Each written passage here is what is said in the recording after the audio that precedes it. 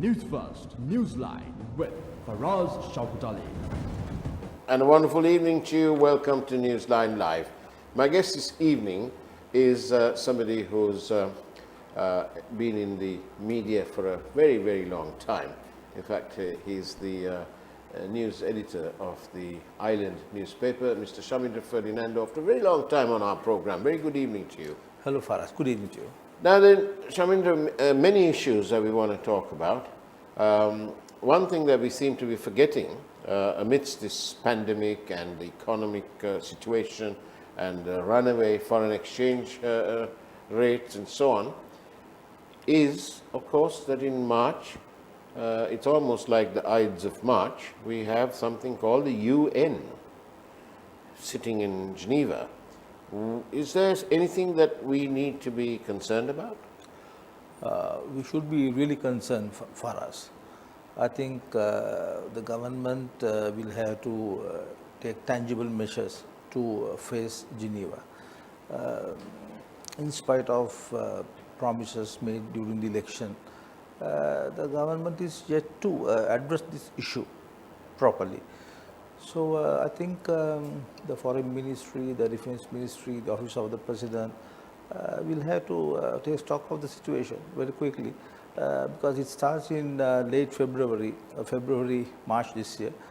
I understand they already issued a report, and that report is with the Foreign Ministry now, and it's very critical about Sri Lanka's human rights record. And why were they silent during the Yapalanista government then? Why were they more accommodating during that time? Yahapalana, for us, of course, Mr. Vikram Singhe's government co-sponsored the resolution. So the Yahapalana government was part of. But in terms of yes, but in terms of what the UN and the others want, if you look at it critically, the Yahapalana government did nothing other than blag their way through.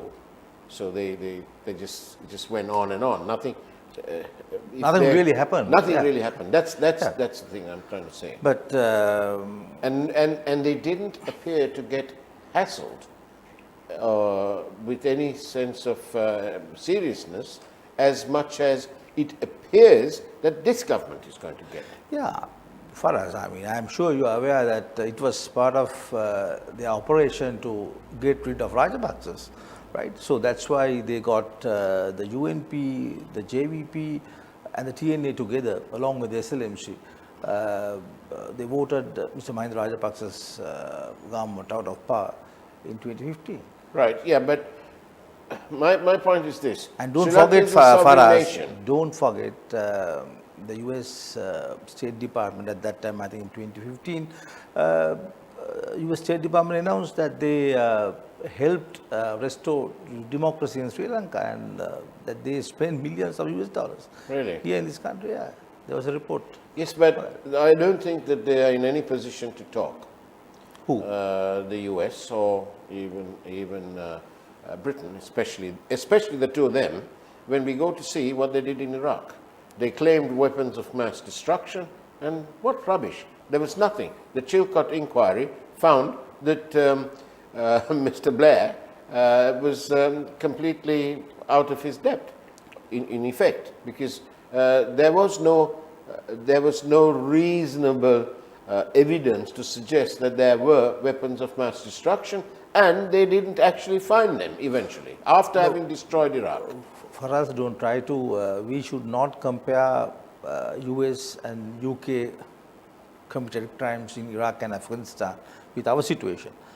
I think the government of Sri Lanka should address this issue. I mean, if we just try to blame... You're right, we should address it. We should address it. Yeah. So, we have to discuss this issue. We have to seriously take up this issue in Geneva.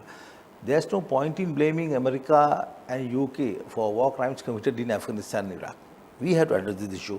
And for some reason, for us, the day the Tamil National Alliance urged the Tamil people in the north to vote for General Fonseca, right? I think there are accusations against the government of Sri Lanka, against the former President Mahinda Rajapaksa collapsed, yes. right? So, because the man who led the army against the LTT, the man who played a huge role in the war against the LTT, received the TNA support. To add to that conundrum is this, which I'm going to ask you. On the one hand, the so-called voice of the Tamil community, self-appointed may be, the TNA, right? They want a day to celebrate, to commemorate the war dead.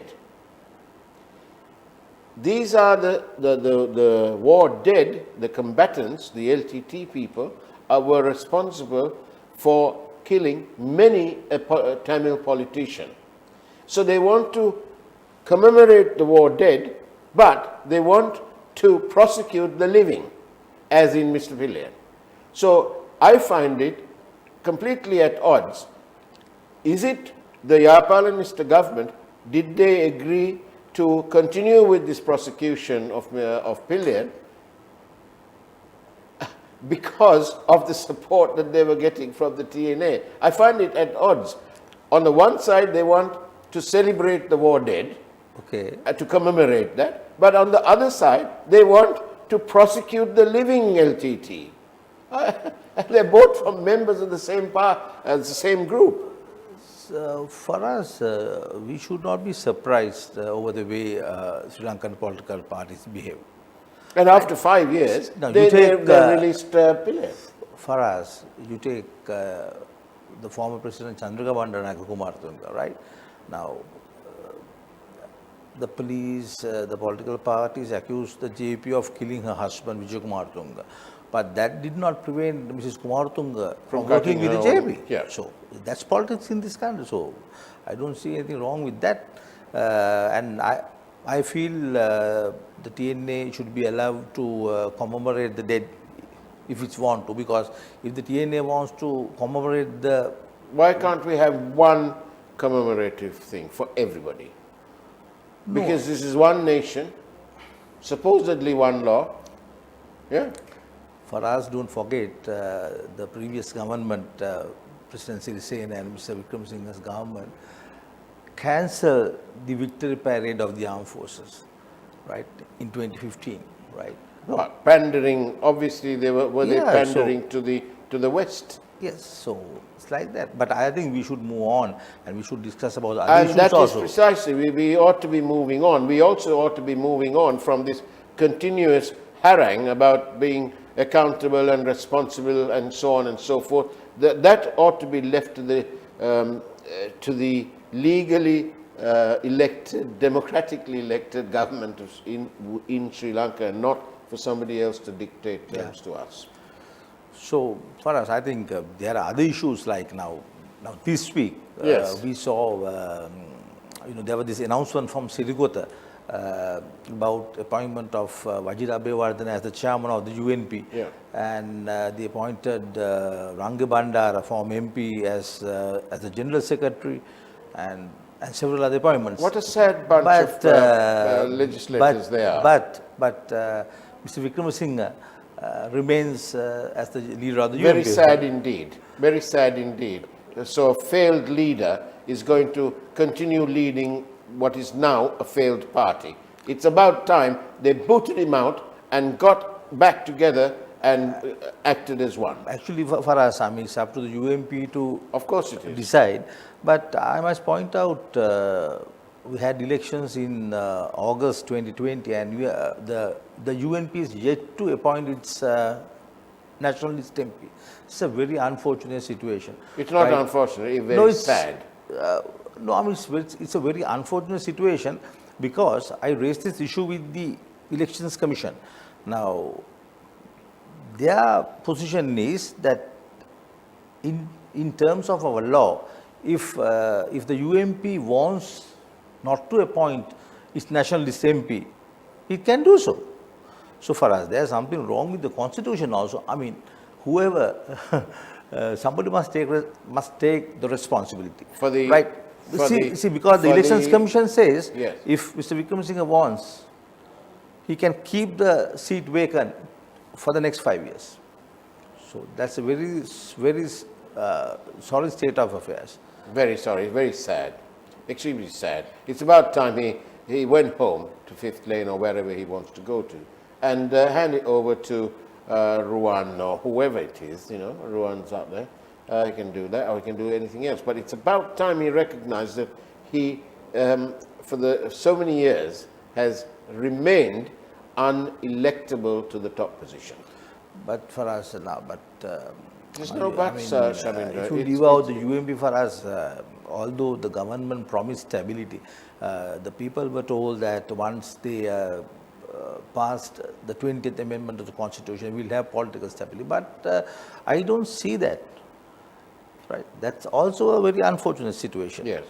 Because the corruption, the ways, the irregularities, they're taking place now. If you go through the recent reports issued by the Parliament, by COPE and COPA, Yeah. you'll be shocked. I went through some reports issued by Dr. Charita Herath Yes. and Professor Tissivitharana, and they head COPA and COPE, where they dealt with public sector enterprises, and the losses amounted to 2.6 billion rupees, right?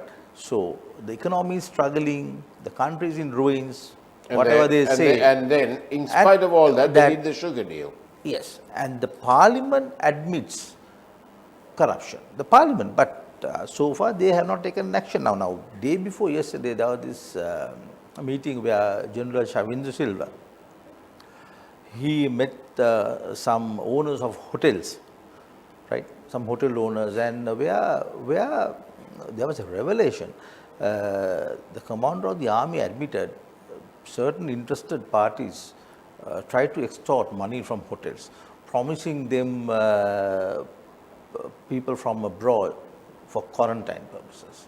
For us, something wrong with that. Just imagine, he's the commander of the army. For him to admit that influential people, right? There must be some highly connected people for them to try to extort money from hotels. But how can they extort it when it is the army who is actually sending, doing the allocation? So that's the issue. That's the issue for us. Now, that statement was made by the committee to for us, control. the commander of the army alleged that some persons tried to extort money from hotels, right? Promising them the Extort is a serious word. very, very serious words, right? If you check the army website, army.lk, it's there. It's still there, that report. So I think the government, all the political parties represented in the parliament, I think they will have to seriously think what's going on in this country, right? All of them. Now, yesterday's your program, I watched it.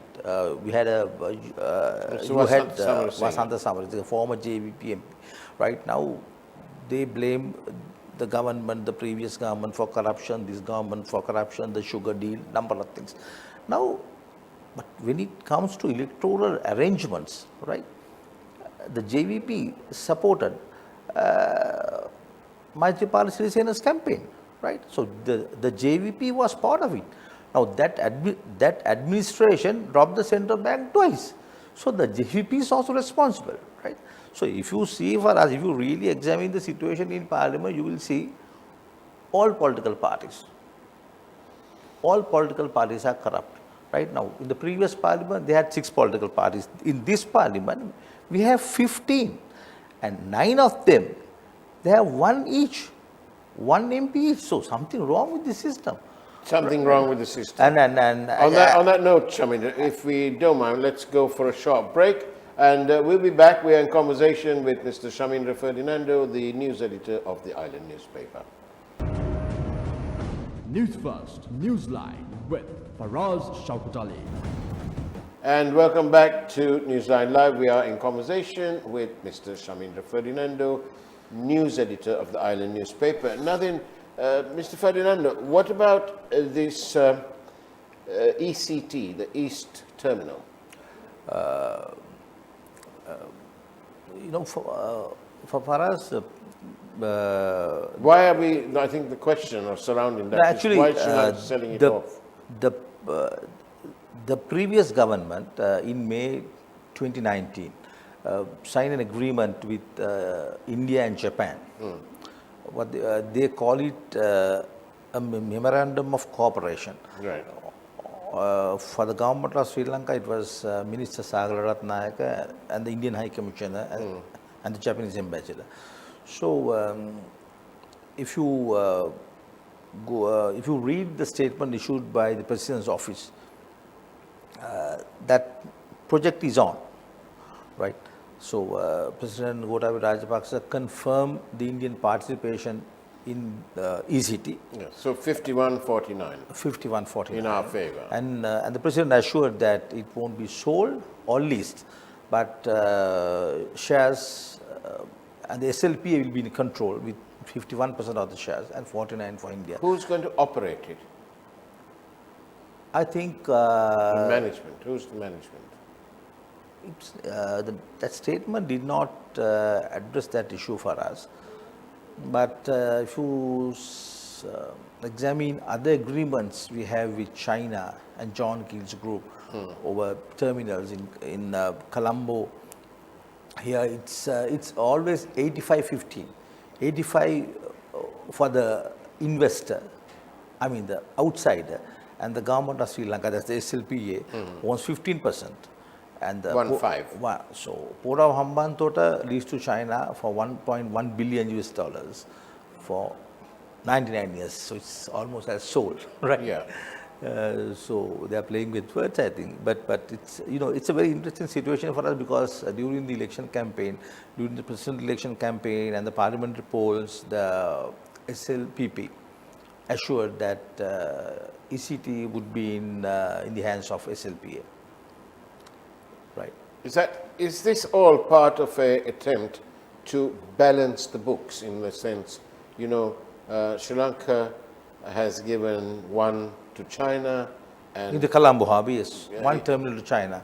That was given during and also President Rajapaksa's time. Hambantota is So actually, they have two. The Chinese, they have Hambantota. In addition to Hambantota, they have a terminal in Colombo also. yes. CICT. So is this an attempt to balance the non-aligned books, if you like, by giving this by inviting an Indian company, private as it may be, but as you said earlier, the Indians are the sort of the eyes of the taking care of the American interests as well in this region. Yeah, I mean, we are not in a position to antagonize India for us. I mean, that's the truth. Yeah. There's no point in denying that fact. And we realize that the US, India, Japan, and Australia, they work together because they are facing this challenge from China, right? So that's why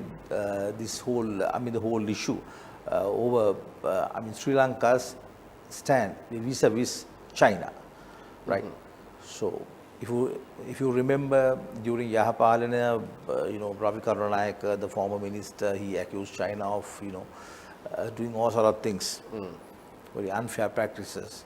But at the end of the day, the UMP government, the previous government, handed over Hambantota Harbour to China, right? They suspended Port City project for about, I think about 18 months. Yeah. Then they started it. It cost the government of Sri Lanka about 125 million US dollars. So and that I think for nobody's us, paying for that. we are in a very difficult situation, and we are not in a position to antagonize Western powers. And India works very closely with Western powers, right? The Indian US cooperation at the highest level now, right? So these are issues we have to address very carefully, and we cannot antagonize China also. So it's a very, very, very extremely difficult situation. I sincerely hope both the government and the opposition take a common stand, a common foreign policy for this country. It's very unfortunate when you see political parties trying to undermine each other. At the end, it's at the expense of the country, right? But they are playing politics. So these are the issues for us. That would be a fine chance if they could agree on those two matters. They of course, for us, the political parties in parliament, if you take perks and privileges, whatever they can get, diplomatic appointments. But isn't that why they come into 100% power? cooperation among political parties. Yes, 100%. and that's why they yearn so much to come to Parliament, because they can earn so much more. So they yearn to earn. Actually, for us, I mean, if I put it this way, I think Parliament is part of the problem, it's not part of the solution, right? Right. That's part of the problem. I mean, it's the, you know.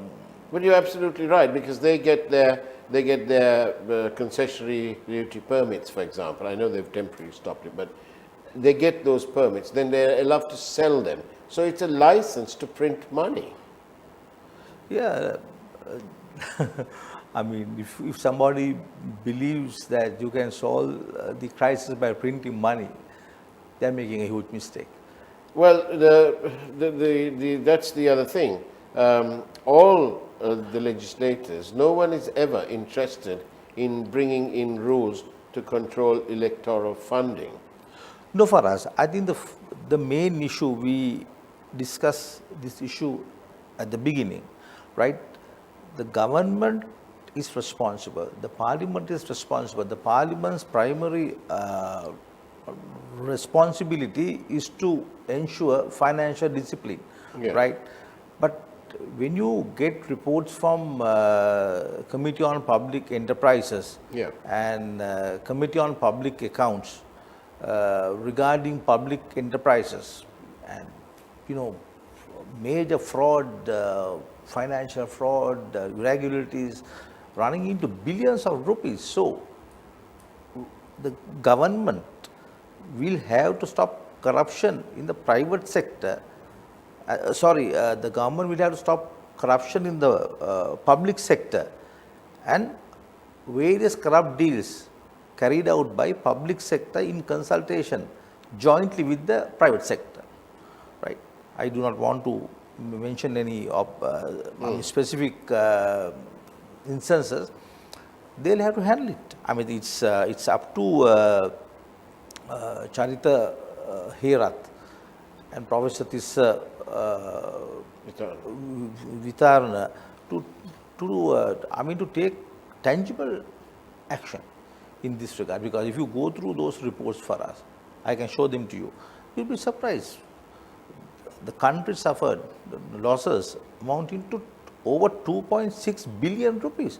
Both the previous government, I am talking about, when I say for us, the previous government, I am talking about the government which was in power in between 2010 to 2015. I am not blaming Yapal. Right? So it started in 2013 up to now. So I think it's a very serious issue. But we also see some kind of lopsided procedures, or I don't know how that's happened, but today we had the information that a minister in this government has been let off. Not let off, but you know, the charges are they're not proceeding because there was a procedural error in the way the case was brought before. It was the bribery commissioner, it's supposed to have the consent of all three, but there's only one, and so there was a procedural error or whatever, and now that case is gone down the drain. So many things like that. One would have thought that you can, when it comes to protecting the public interest and the people's monies, that one would be a little bit more professional than what appears to have been the case. For us, the way I see it, the politicians, the officials, the police and related departments work together. I mean, that's obvious. And, well, it's all very sad. And if somebody says that somebody has to be released or they'll have to suspend a particular case because due to some shortcoming, then the police and the Attorney General's department, they are responsible. Now, if you take if you take the Easter Sunday attacks for us, now they blame President Sirisena for not taking action. But during the inquiry, it transpired that the police requested, the police brought this situation to the notice of the Attorney General's Department, and they did nothing for 2 years. Indeed. Shamindra Ferdinando, thank you very much for being on Newsline Live. And it's now time for the primetime news from that wonderful News First. Take care, wonderful evening and the weekend ahead of you, and as always, God bless you.